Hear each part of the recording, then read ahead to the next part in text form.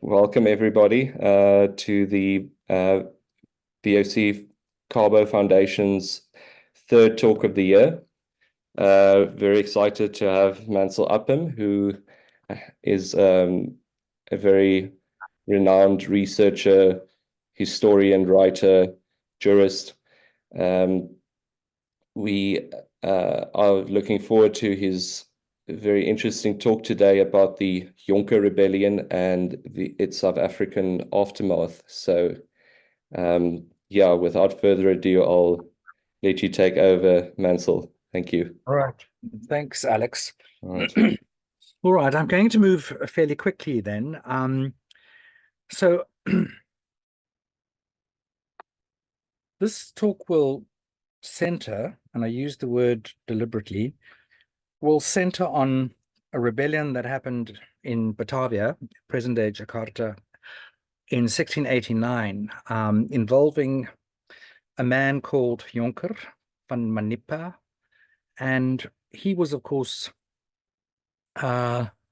executed once he was captured, and then he was put on display after the body being drawn and quartered, and then the head put on display on a stake in the public square of Batavia at the castle. So you might ask, what has this got to do with the Cape? This talk will hopefully enlighten you as far as that's concerned. I need to just mention in advance that this talk is part of an ongoing inquiry. I've been working with this for many years, and it all relates to part of my research involving Ingrid Jonker's ancestor, Adolf Jonker, who was then regarded as the progenitor of the Jonker family, of her particular Jonker family. And of course, we now know that Adolf Jonker was born at the Cape, and his father was actually Jonker van Makassar, also known as, of course, Mahmud, who was a prince of Ternate, of a junior branch of the royal family of Ternate in Indonesia. And of course, he was banished to the Cape for having raped an old woman from Timor. You can read about that on my blog. Very interesting aspects of, it's taken many years to actually identify Jonker van Makassar more accurately, but it's certainly, we will see from this talk that there were other members of the Ternate royal family that were also banished to the Cape. So this rebellion reverberates in many ways with what eventually happens at the Cape of Good Hope. So I wanted to start with a quote from Marcus Fink, who's at Fredonia, New York State University. He was the first academic to really look at the Indian Ocean slavery and the slave trade in the Indian Ocean part of the world, and to try and steer away from the usual transatlantic focus.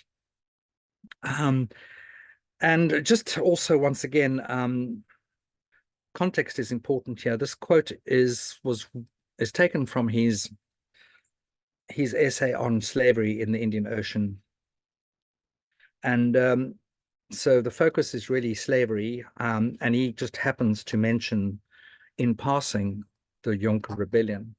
But I've underlined the bits that are questionable, and the quote is interesting. So let's just go through that very quickly. In Batavia, the one example of revolt involved a Muslim aristocrat from Manipa. I just want to move these. Sorry, I can't read my own text because the screen is showing up all the people. Right, so in Batavia, the one example of revolt involved a Muslim aristocrat from Manipa near Ambon called Captain Jonker, who commanded the VOC's Ambonese soldiers. In 1689, it was discovered that Jonker had joined with other opponents, Macassarese, Bugis, and Bantonese of the company, VOC, in plotting a massacre of the Europeans in the Dutch Asian headquarters. Upon discovering the plot, the VOC attempted to arrest Jonker, but he broke into open plunder and murder and was caught and killed only after a pursuit.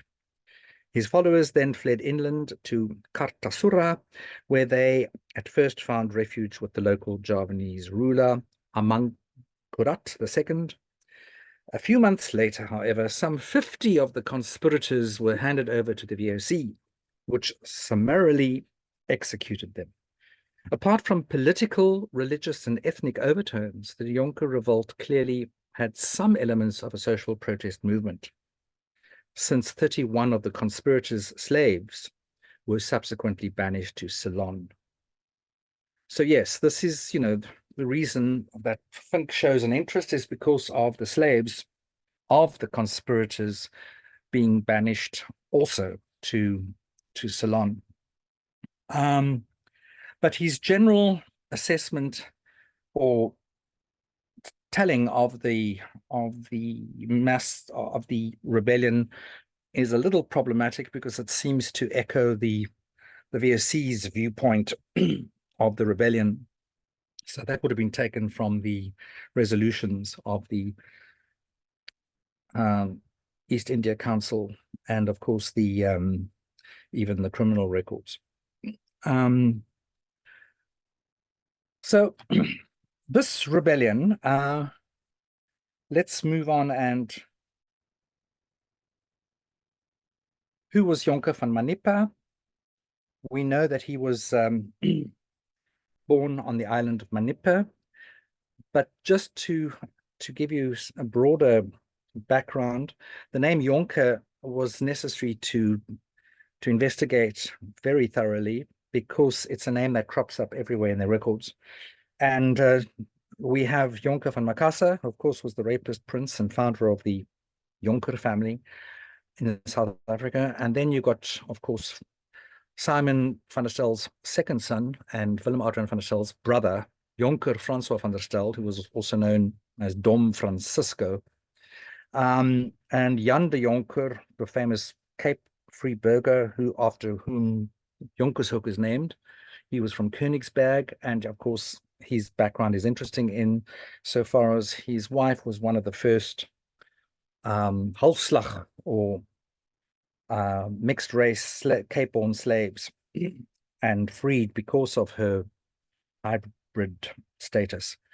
And finally, Jonker Afrikaner, who of course is a famous indigenous name in our history. And of course, the name Jonker has to be explained in terms of being a Dutch gentry title, Jonkheer or a Jongheer, and it's a form of address as well. So usually used for junior members of the aristocracy or the nobility in the Netherlands and other Dutch-speaking countries, I suppose. And then, of course, Jonker can also mean a standard bearer or a person who has a military role in the regiments at the time. So this would explain perhaps why Jonker was known by the name or the epithet Jonker. As to his real name, some sources, which are not very reliable, claim that he had the name of Amut, but I am not convinced. We do know he was from Manipa, of course, and we do know who his father was, and we do know who his father's brother was. And Manipa is a very small island, of course. And just to give you some indication of its locality, we are dealing with a very hot spot of Indonesia, and that's the Maluku Islands, which were commonly known as the Spice Islands. And of course, because they were the most contested part of the Dutch colonial project in Indonesia, because of the nutmeg and the cloves, you have Manipa being close to Ambon. So with my cursor, there's Manipa. Ambon is further down. And of course, these islands were under the political influence of Tidore and Ternate, which were two sultanates, two Muslim polities. over here, Ternate and Tidore. So Tidore was finally fully controlled by the VOC. Ternate was kind of collaborating with the VOC, right? And these were two Muslim polities with sultans. Right, so there you are. This is what makes the Molucca more interesting is that a lot of the Moluccans became Christians and were not as Muslim as the rest of Indonesia. And some political history too, more recently, when Indonesia became independent after World War II and after the Japanese occupation, the Dutch government promised, of course, the people of Molucca their own country and their own independence, which promise never materialized. And of course, there were trade-offs which were horrendous. It meant that a huge bulk of Moluccans had to go into exile and relocate to the Netherlands. And they, with the result too, that a lot of Moluccans now are more Islam and more Muslim than Christian. So the demographics have changed.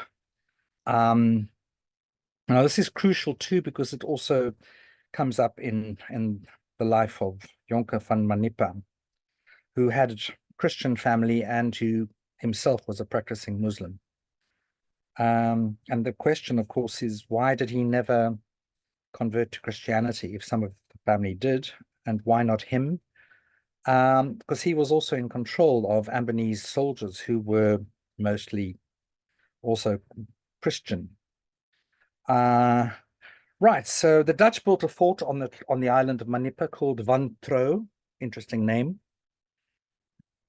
And it doesn't look very good today. The Dutch colonial legacy.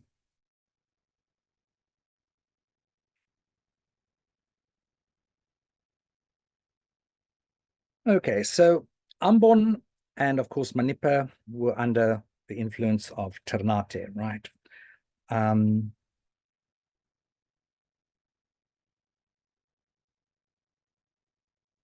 Ambon, of course, has a bloody history. It starts off in the early stages of colonialism in that part of Asia, with the English and the Dutch sharing the island, and the East India Company, the English East India Company and the Dutch East India Company each cooperating with each other on this island in terms of the spice trade. And of course, it gets ugly because Japanese mercenaries employed by the English are seen to be scouting around and gathering information, intelligence, and the Dutch are suspicious. And of course, they round up the English and the Japanese mercenaries.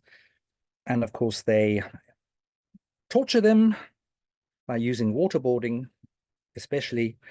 And of course, they execute some of them after judicial process, which of course creates a huge fracas, a huge problem between England and the Dutch Republic. After and the propaganda goes both ways after four wars between the two countries. And every time the Dutch and English are at war, the Ambon affair is brought up ad nauseum. And it's a very interesting incident. You'll see in the latest missive, we have a link to that, to my blog dealing with the Amboina affair. Right, so more detail about Captain or Kapitan Jonker. So he was the son of Sangaji Kawaza, who was basically, there were four major villages on the island of Manipa, and his father was one of the headmen, a village headman. So not high ranking necessarily, but certainly he was a ruler in his own right. And of course, he later on gets, he does resist the Dutch occupation of the island, and he does get arrested, as does his son, Jonker van Manipa. And of course, they get included after that into the Dutch, they get assimilated into the Dutch colony. And of course, then they start collaborating. And what's interesting is that Jonker, the son, is then reared by the Governor General to be Spielman, who plays a very big role in the colonial project in Indonesia.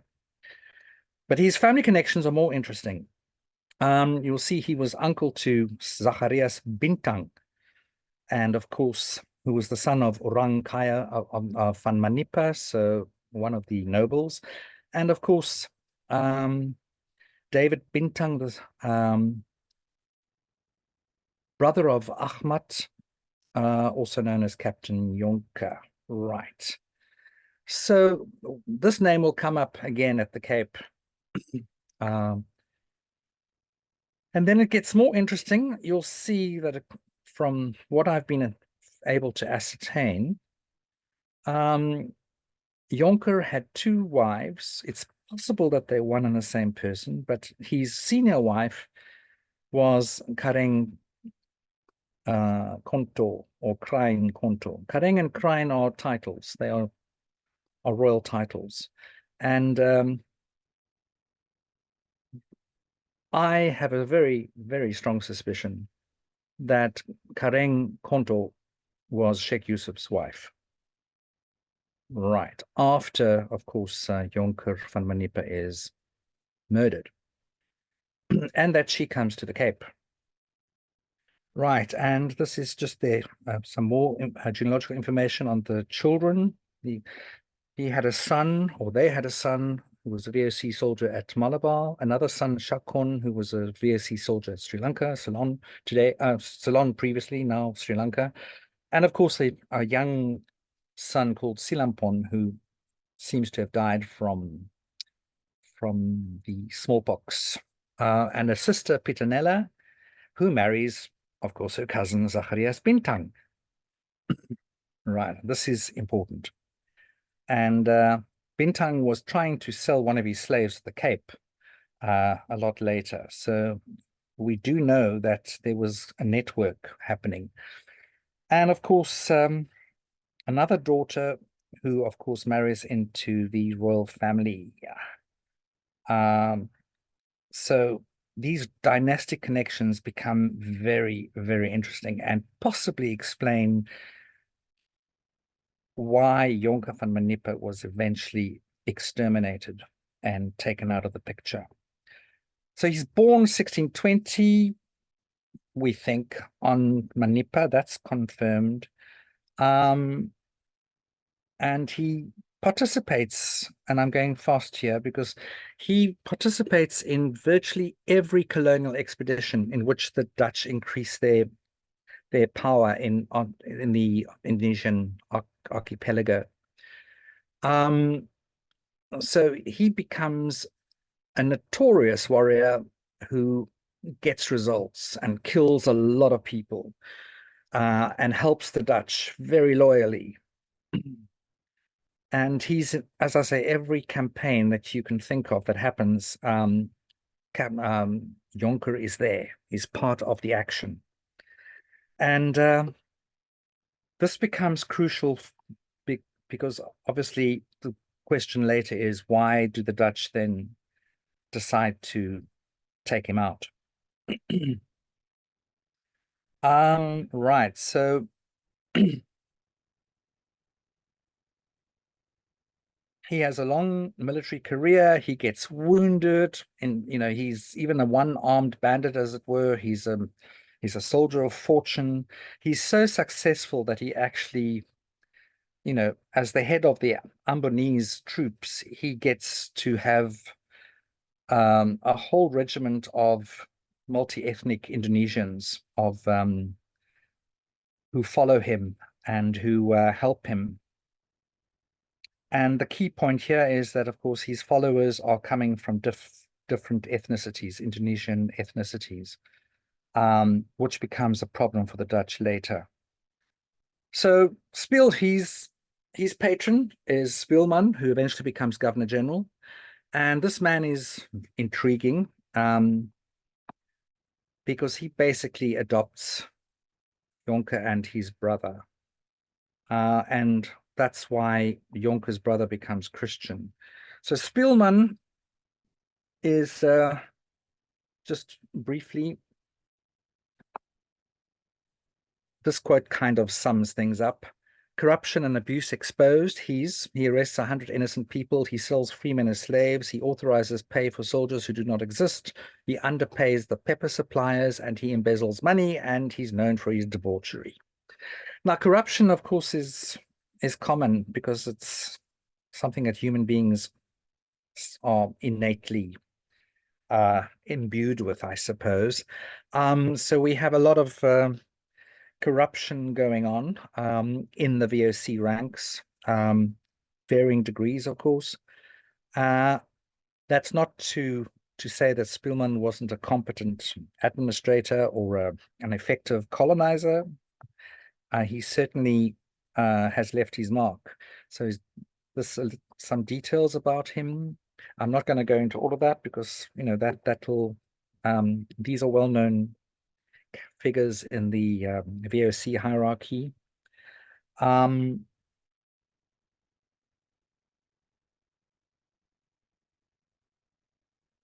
But Spielmann and Jonker van Manipa, hand in hand, participate in most of the important campaigns that help to secure Dutch power in Indonesia.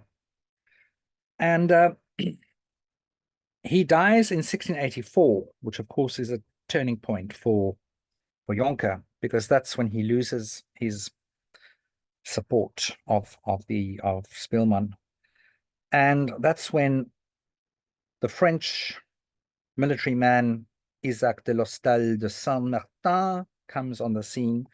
But this man has a long association. This Frenchman, of course, was well connected.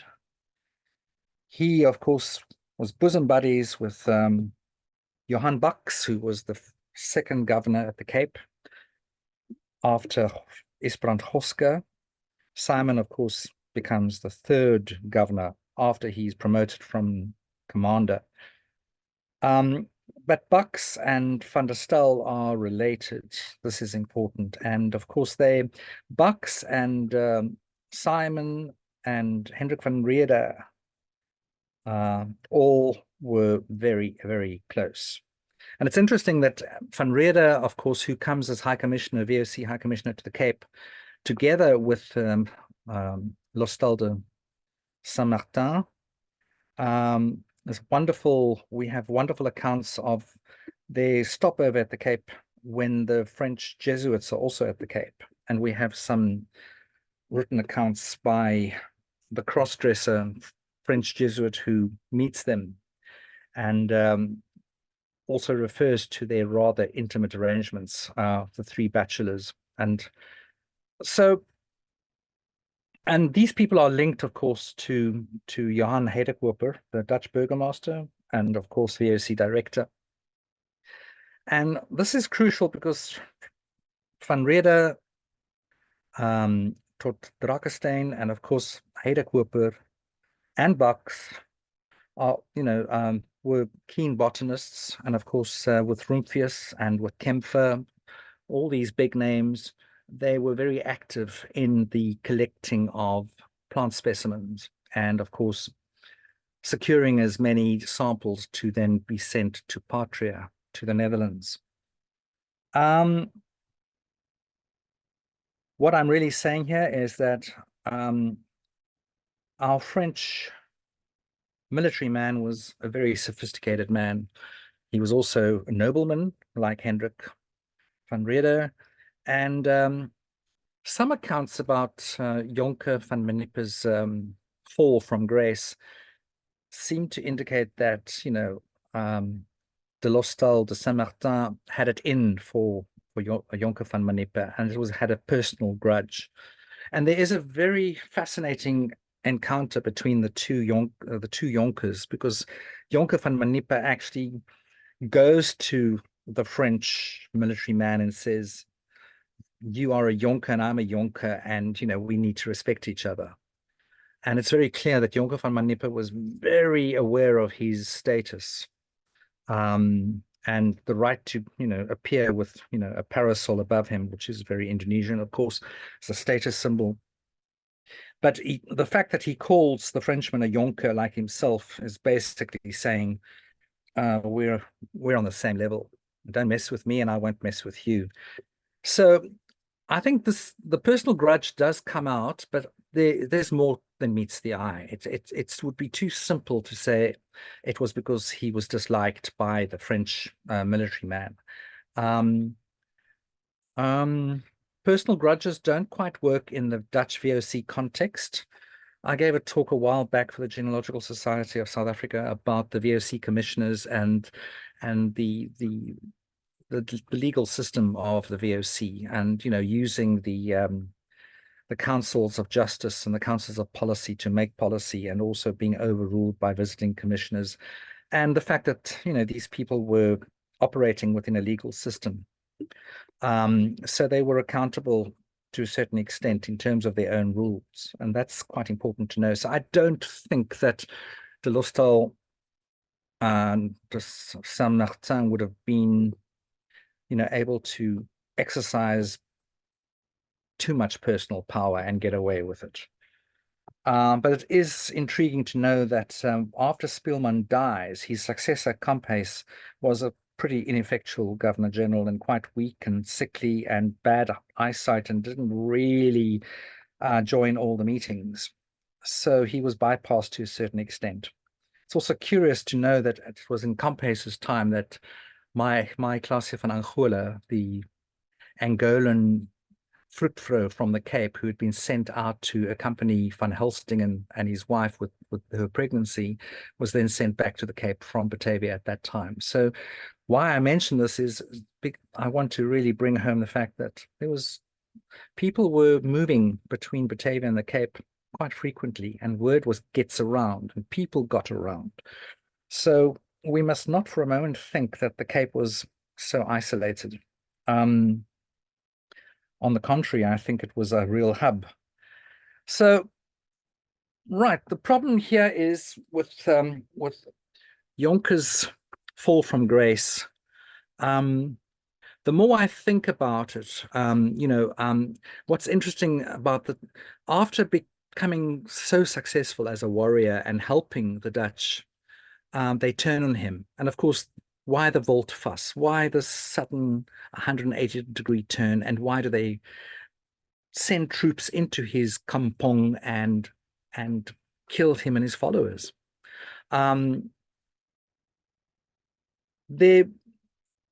If you look at the developments prior to that, you'll see that de Lostal de Saint-Martin was instrumental with other officials in trying to re-establish the kampong system, which meant that all the different ethnic groupings had to be put into their own kampong. So this is a very interesting spatial arrangement, which goes back to traditional times and which gets then used by the Dutch as well in terms of divide and rule. But then, of course, Jonker is the glaring exception. He's got a whole motley throng of followers who are multi-ethnic, and now they want to forcefully remove them from his kampong and put them into separate kampongs. Of course, I think it's obvious that this resonates with the South African experience big time. But certainly, we know too that at one point the East Indies Council decide to separate the Christians, the Ambonese Christians, from the Muslim Christians in Jonker's regiment. So the question now is, why? Why would they have done that? What was really going down? I suspect it's had to do with the fact that as the Dutch were, encroaching into Sulawesi, and as they were, dominating the various polities, existing polities at the time, the Mataram Sultanate and Madura and the Sundanese, and wherever the Dutch were increasing their power, they were being met with resistance, and the resistance was coming from the Makassarese especially, who were intermarrying dynastically with all the royal families from these different polities. And this is the significant thing. And this is where Sheikh Yusuf comes into the picture, because he actually leaves Makassar, because with the invasion and then the taming of Makassar, and with the help of the sultanate of Bone, which is the Bugis people who are also on Sulawesi, they then become the Makassarese become the real collecting point for native resistance to Dutch rule. And Yusuf then leaves Makassar, and he goes and helps his father-in-law in Banten on Java, right? And then of course he gets arrested and he gets banished to Ceylon, and then he gets banished to the Cape.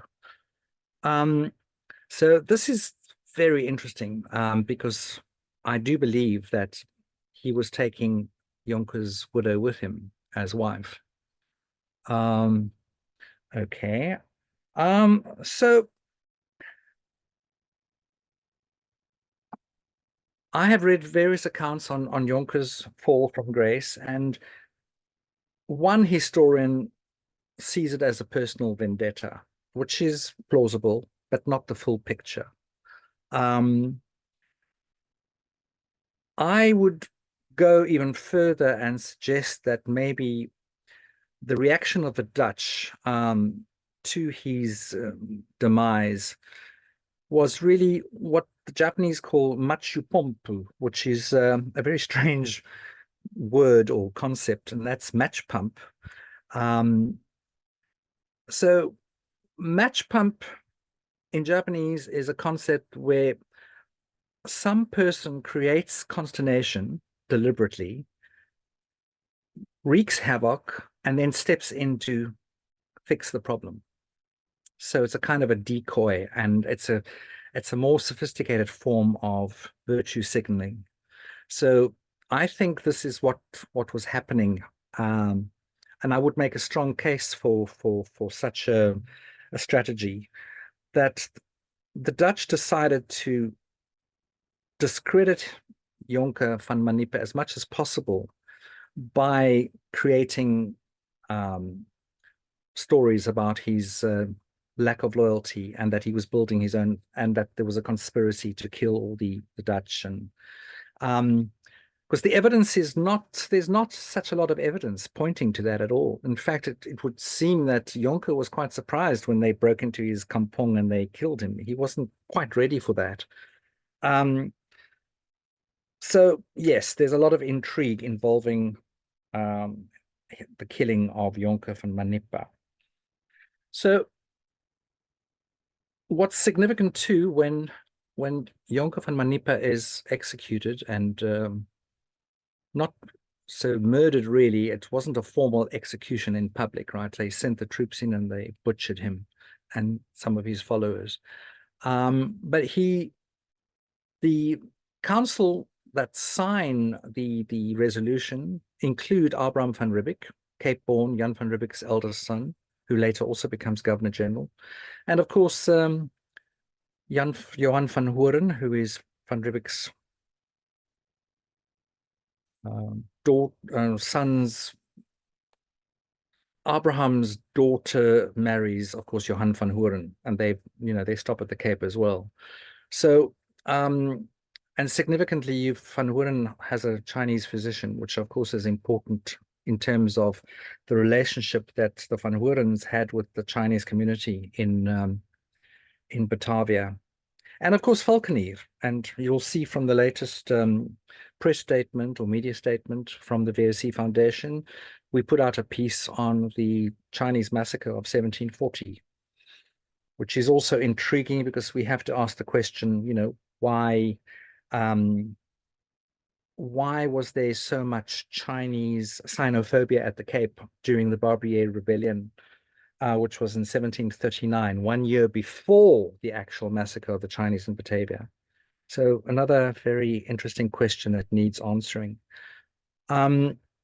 Okay, so three very important men on the council: Van Riebeeck, Abraham van Riebeeck, Valkenier, and of course Johan van Hoorn.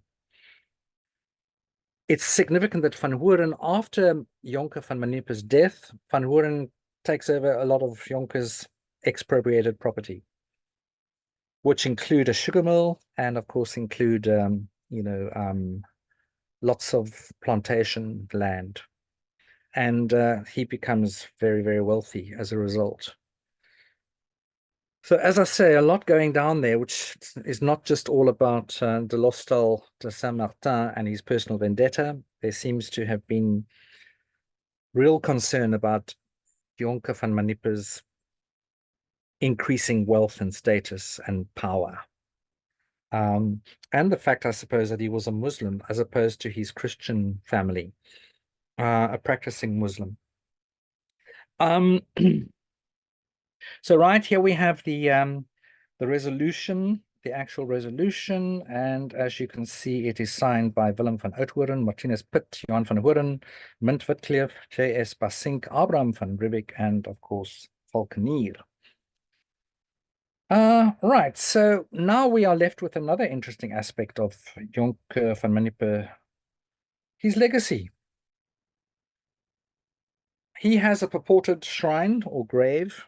Some people, of course, question the authenticity. Other people have, turned it into a shrine. And this was big news in Indonesia in the 1999 onwards. It seems that his kampong Marunda was he's buried there where he was slaughtered, and there are now people who are trying to resurrect his memory. And of course, as you can well imagine, opinions about his legacy are sharply divided. Was he a traitor to the Dutch? Was he a traitor to the Indonesian Pribumi?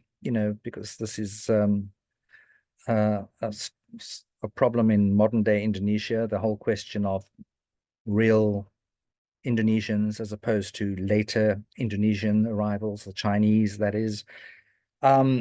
So, and of course, the Christian Moluccans, who are not necessarily considered to be real Indonesians by some. So you've got this problem of where does Jonker fit in? Was he as a collaborator? He certainly doesn't go down well with modern day Indonesian nationalists who see him as a complete traitor and sellout and collaborator.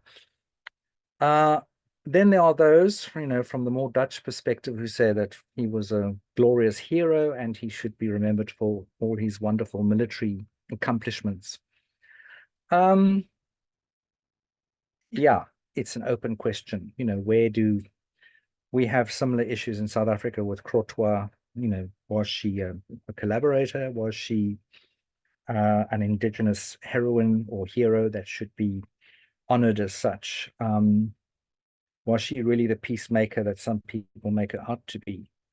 And who's remembering her legacy? Which faction of the society?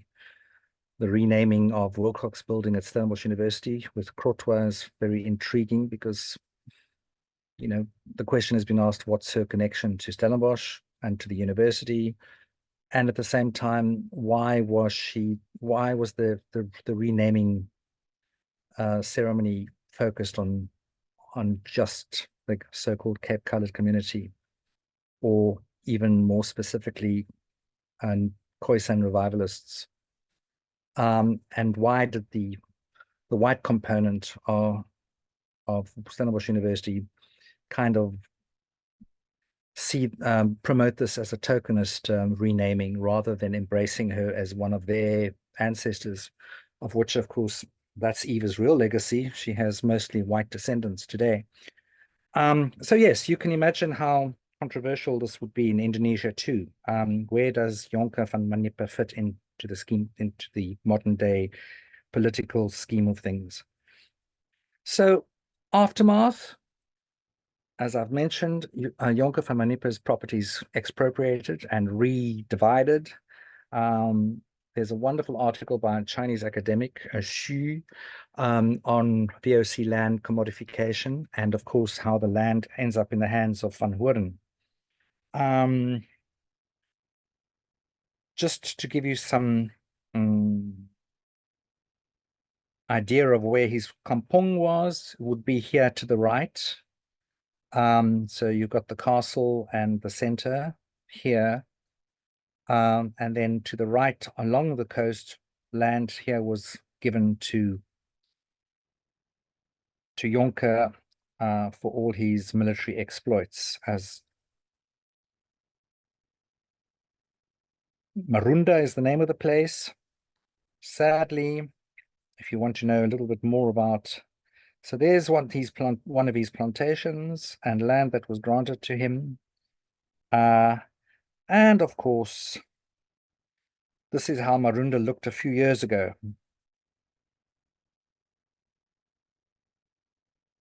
It's interesting to see that there have been there have been attempts by heritage people in Indonesia or in Jakarta itself who are hoping to clean up this part of Jakarta and also to restore the memory of this important historical personage. Of course, I can't help comparing this to the cleanup at Cape Town at the castle. So we've come a long way, as you can see, in both countries. Right, Cape connections. What are the Cape connections that link Jonker van Manipa? This is perhaps the most important for us as South Africans. Like, what has he got to do with us? And this is what I've found, and this is very interesting. So the Malay in Chputi, he was one of the followers, and he's at the Cape. He was banished for life. And he has a strong association with Sheikh Yusuf at the Cape. And then, of course, the second person is Lim Inko, alias Abram de Fay, who was banished already in 1689, immediately after Jonker's slaughter. And of course, his banishment was delayed for 2 years as he tried to negotiate with the VOC as to what would happen to his property, because he'd built a sugar mill and he was leasing land from the VOC for his sugar plantation. He is, of course, my ancestor via my mother. He's my seventh great grandfather. And of course, he's been of deep interest to me over many years, like trying to work out how did he come to the Cape? Why did he come to the Cape? Who was he really? And yeah, what happened to him? So, of course, he dies at the Cape in 1712, just 1 year before the smallpox epidemic. And of course, his family, his descendants all become white, and then some of them become colored again. And so this is also intriguing. I'm happy to say that the fact that I descend from him helped me in a rather personal matter. When I was last home in South Africa, I had some surgery for a malignant growth that had to be surgically removed. And when I went to see the surgeon in Cape Town, he didn't even look up at me when he was, basically arranging for the surgical removal.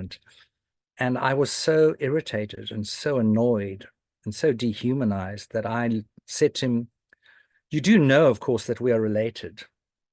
And then, of course, he looked up and finally looked at me and said, "What do you mean?" I said, "Well, your name tells me that you're a direct descendant of a Chinese man called Lim Inko."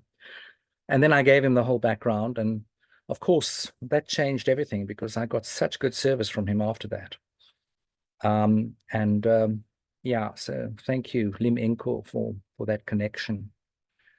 Then, of course, Kare Konto, or Krine, or Kareng Konto, Sheikh Yusuf's wife, also known as Sharifa or Fatima.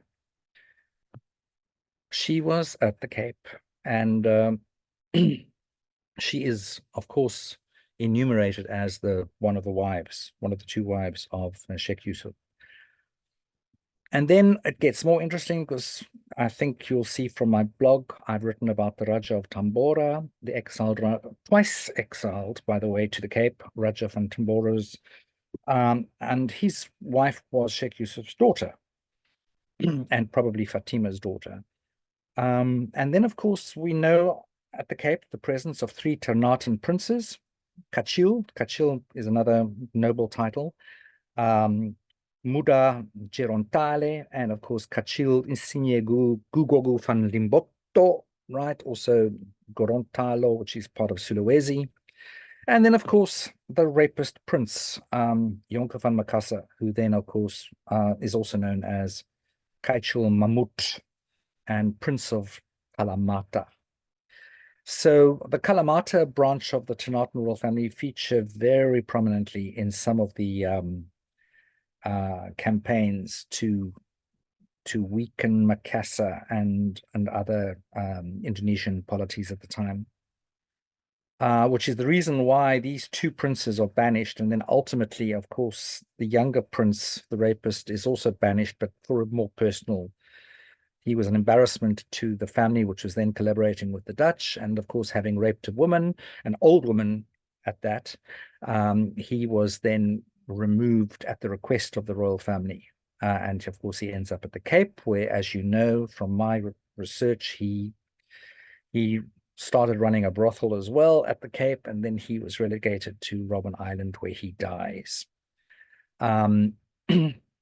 Right, and then of course Zacharias Bintan doesn't come to the Cape, but he is trying to sell one of his slaves at the Cape, and he appoints someone at the Cape to do that. And unfortunately, his slave is so old that no one wants to buy her. So it's not clear what happens to her, but she probably got sent back to Batavia.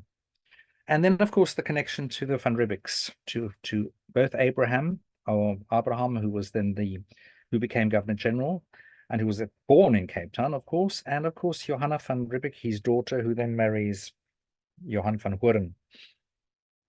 So these Cape connections are fascinating, to be sure. There's old Abraham.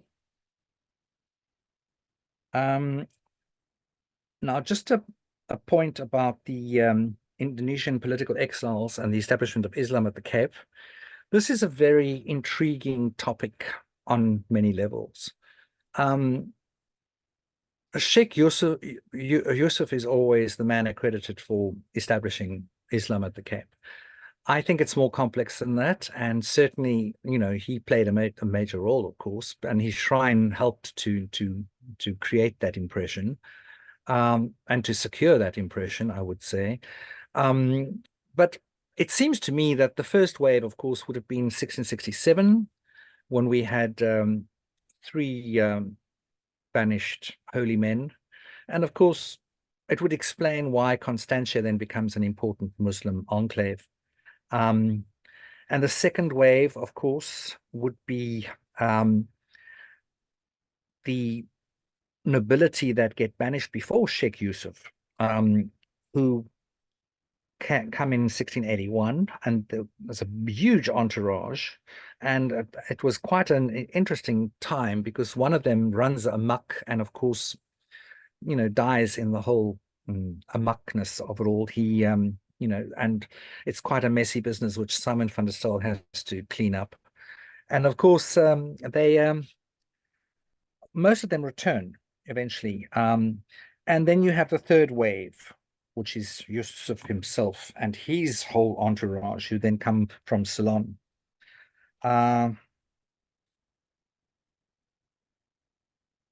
Reverberations. So, as I said, Ambon has a terrible, bloody origin. You had the massacre of the indigenes when the Dutch take control of the island. You then have the Amboina affair, which also, involved lots of killing and skullduggery, I suppose. And then, of course, you got Jonker van Manipa having the Ambonese regiment. So, this island was depopulated and repopulated by the Dutch. So that would explain why Jonker was then had this special task of having a regiment of motley new people on the island. And so they would have been colonially assimilated and, I suppose, easier to control, and play a very important role in the colonization of Indonesia. Now, one other aspect I wanted to mention is slavery in Indonesia. Slavery is such a hot topic, and of course it's been so, hyperbolized and emotionally. Most people now can't really talk about slavery without getting heftig, without becoming emotionally charged. I wanted to read this quote because I think it says so much, and it's an aspect of slavery in Indonesia which most people just don't know and don't care to know, which is even more disconcerting.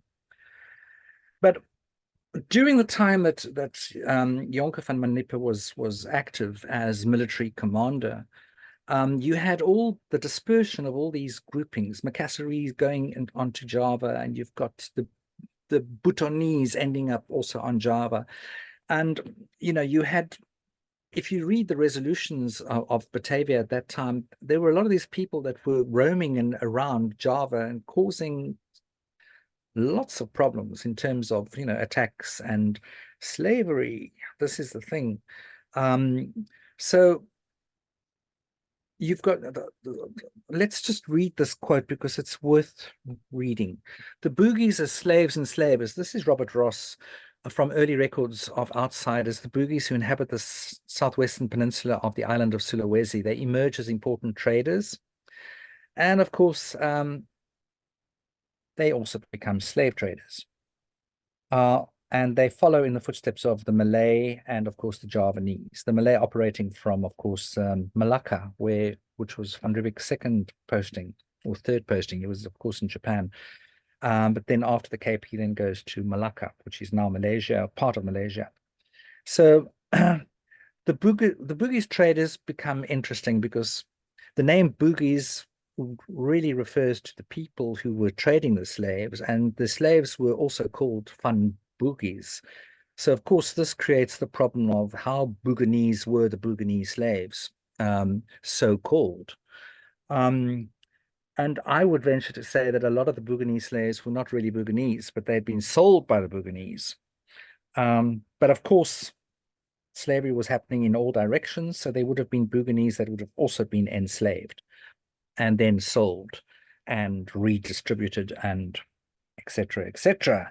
So here you've got, but interestingly enough, Bugis themselves also formed an important commodity. They were the largest single ethnic group of slaves in the 18th century, Netherlands, Indies. And in 1816, now we're moving quite ahead, in Batavia, the capital of the Dutch colony, 25.8% of all slaves were of Bugis descent, while as much as 42.99% of the slave population originated from the island of Sulawesi. In 1548, you've got Manuel Pinto, who had stayed in South Sulawesi for 3 years, writing that the land is very good and has much gold and sandalwood and aguila wood and lacquer and many slaves and much food, both rice and meat. Cornelis Spielman, the Dutch admiral, who with the assistance of the Bugis prince Arung Palaka, another great collaborator like Jonker van Manipa, conquered the kingdom of Makassar in the 1660s, reported that slaves were imported from various areas in the Philippines and the Eastern Archipelago. Note the Philippines too, right? And exported to Batavia, Banten, Palembang, Jambi, all of the last two on Sumatra, Johor, and Malacca, Aceh, and of course Banjarmasin. Nicole Gervais, writing about Makassar in 1688, observes that there are very few slaves in the country. The prisoners of war they captured were transported to other parts of the archipelago for fear that they might trouble the public tranquility. Reports of the slave trade in the 18th century are scarce, but it is clear that the number of slaves originating in Sulawesi increased significantly. During the last decade of the 17th century, in the aftermath of the upheavals following the Makassar War, about 200 slaves were exported from Makassar to Batavia annually. Throughout the 18th century, the number of slaves transported reached some 3,000 per year. From the 1660s to the early 19th century, South Sulawesi probably lost more than 100,000 of its inhabitants. At the end of the 18th century, Bugis traders living on the coast of Borneo carried out intensive trade with the Sulu Islands, where they obtained slaves, mostly originating from the Philippines, and whom they transported to various cities in the archipelago. A government report written in Makassar in 1799 sheds some more light on the plague that the slave trade had become in that area. Mention is made of a complaint by the sovereign of Borne, that was the Bugis kingdom, the polity, in 1743 about the buying of inferior traders of stolen people in the Bay of Borne. The report also mentions the fact that slaves not only originated from areas outside town, but that gangs of so-called bondsmen roamed the city in search of people who were then captured and sold as slaves. That horrid species of robbery, quote, is very often committed near the houses of our own subjects in our camps or villages within our own town. Being instructed in all the arts of villainy, they rove about by troops in the night and at unseasonable hours in order to seize their prey, which, if they succeed, they immediately carry to their employer or to any other slave dealer. Not satisfied with the already horrible description of the Dutch authors, the English translator of the report added his own experiences to the report. For instance, he described the encounter during an afternoon stroll through Kampung Bugis with two men dragging along a third.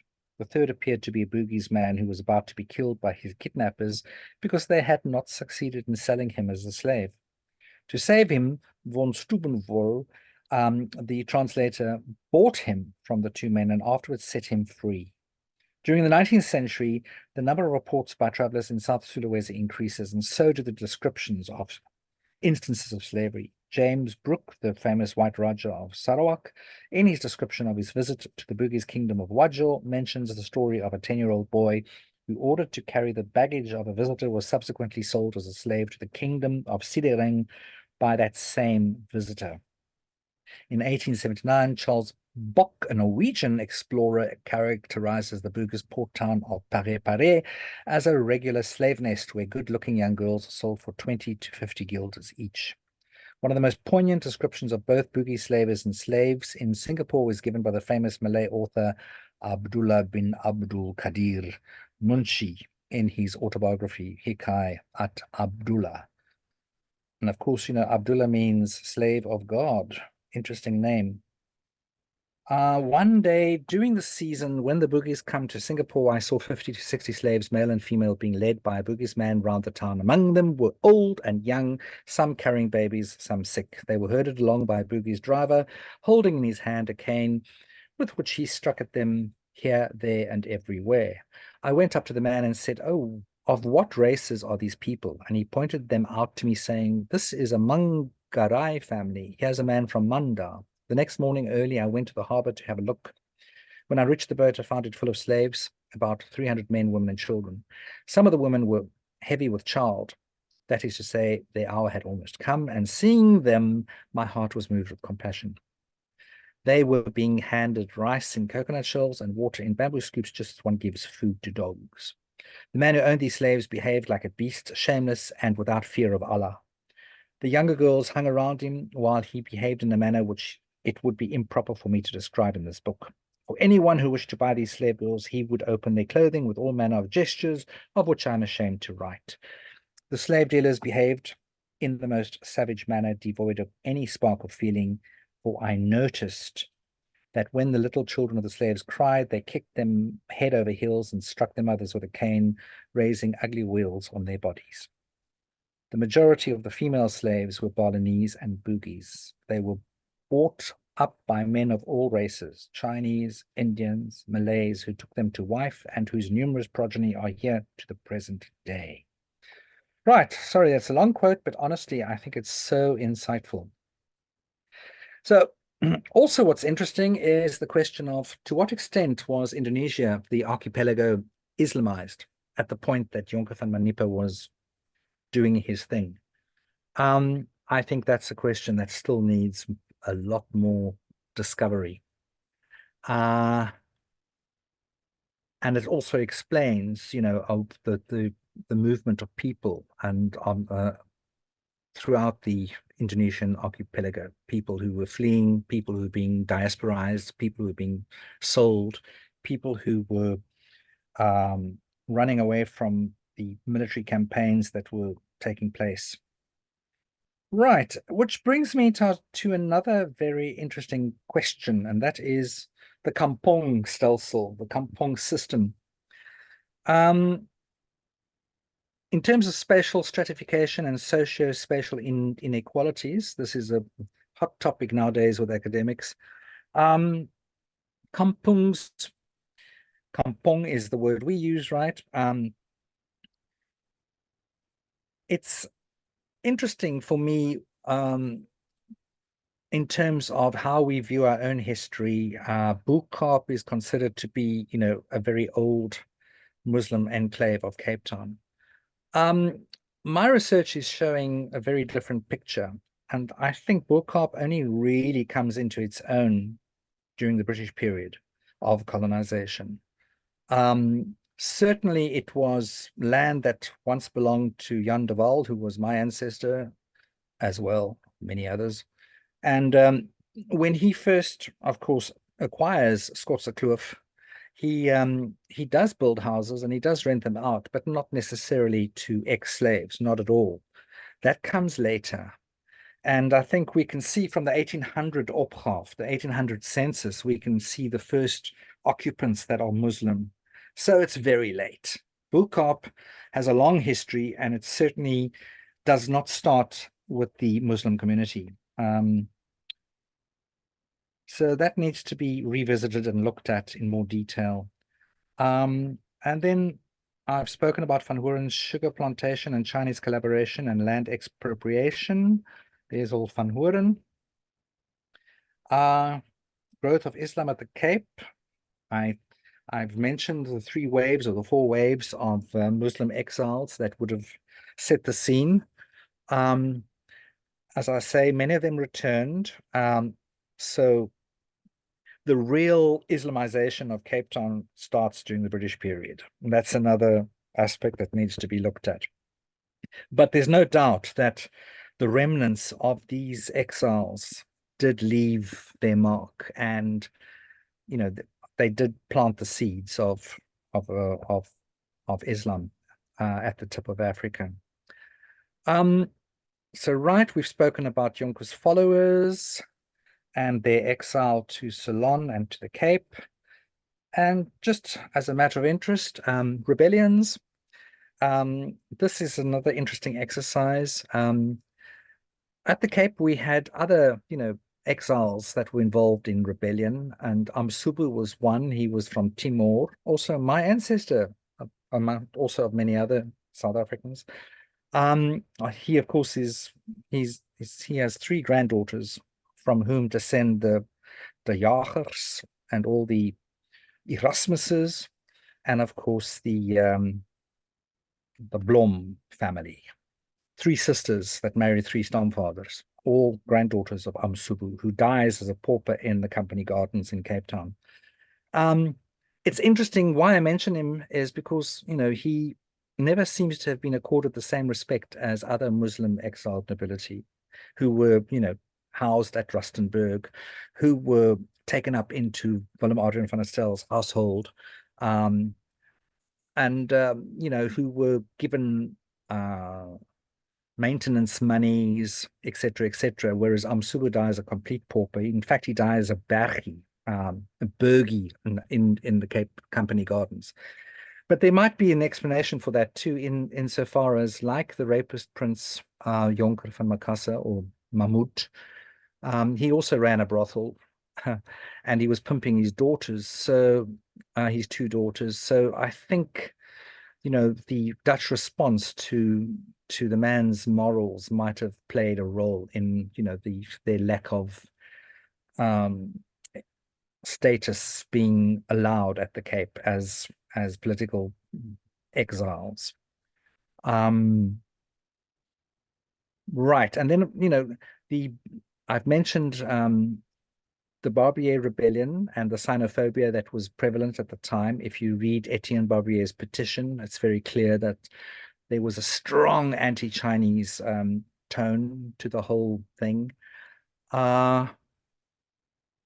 More interestingly enough, too, is that during the Adam Tuss and the Henning Huysen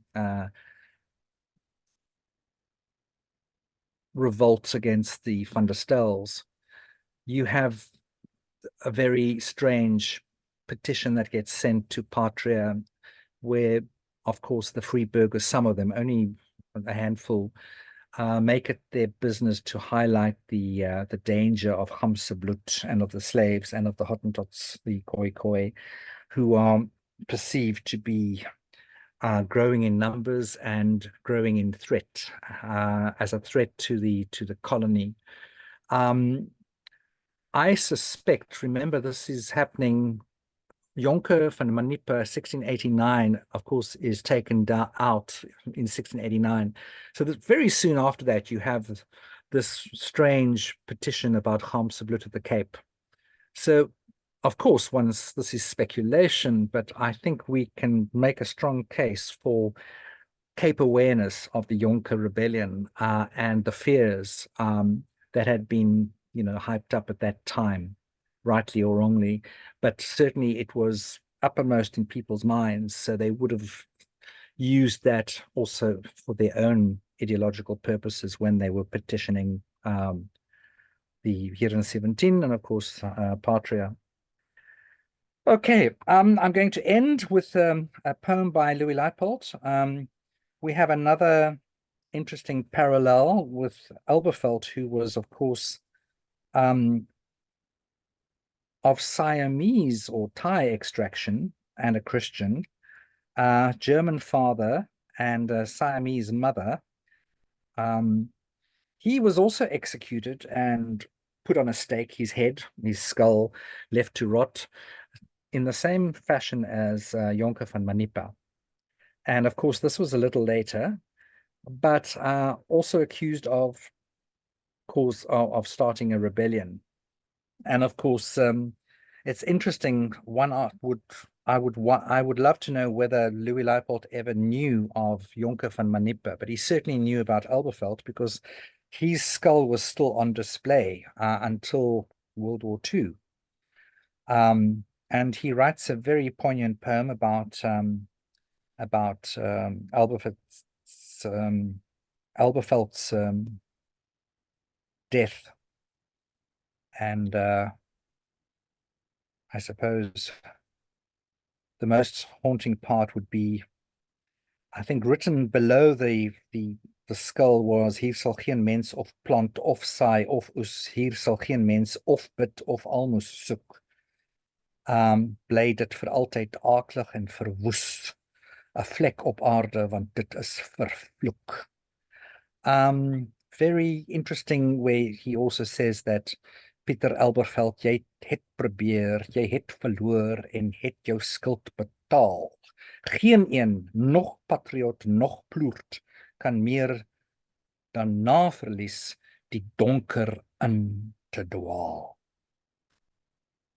The killing of, the display of a severed head on a stake was a pretty extraordinary measure. Most people would think the Dutch were doing this, generally, but I don't think so. If you look at the criminal records and the executions that were taking place, these were pretty isolated and pretty severe. And just something to bear in mind as well. And finally, I just want to make a few comments about getting back to Marcus Fink's resume, or his summary, or his synopsis of the Jonker Rebellion, which I said was written from a slave perspective, of course. This is a real problem in the writing up of history. And that is, William Godwin makes it very clear in his essay on history, which I would urge people to read, Of History and Romance, 1797, where he talks about the dangers of history in terms of abridgment. And he says here, They are characters in history that may almost be said to be worth an eternal study. They are epitomes of the missing word of its best and most exalted features. This is from his diaries, by the way, purified from their grossness. I'm not contented to observe such a man upon the public stage. I would follow him into his closet. I would see the friend and the father of a family as well as the patriot. I would read in his works and his letters, if they remain to us. I would observe the turn of his thoughts and the character of his phraseology. I would study in his public orations. I would collate his behavior in prosperity with his behavior in adversity. I would be glad to know the course of his studies and the arrangement of his time. I would rejoice to have or to be enabled to make, if that were possible, a journal of his ordinary and minutest actions. I believe I should be better employed in studying one man than in perusing the abridgment of universal history in 60 volumes. I would rather be acquainted with a few trivial particulars of the actions and dispositions of Virgil and Horace than with the lives of many men and the history of many nations. And of course, he goes further. He says, from these considerations, one inference may be deduced, which constitutes perhaps the most important rule that can be laid down respecting the study of history. This is the wisdom of studying the detail and not in abridgment. The prolixity of dullness is indeed contemptible. To read a history which, expanding itself through several volumes, treats only of a short period is true economy. To read historical abridgments in which each point of the subject is touched upon only and immediately dismissed is a wanton prodigality of time worthy only of folly or of madness. So the story of Jan van Manipa is not over, not finished, not complete. And as I say, more to come, certainly. Right, I'm done. Thank you very much. Any questions, please feel free to ask. Thank you. Well, thank you very much, Mansell. That's it's quite a lot to take in, I must say, and definitely open our eyes to the after effects of, or can we say, the aftermath of Jonker in South Africa.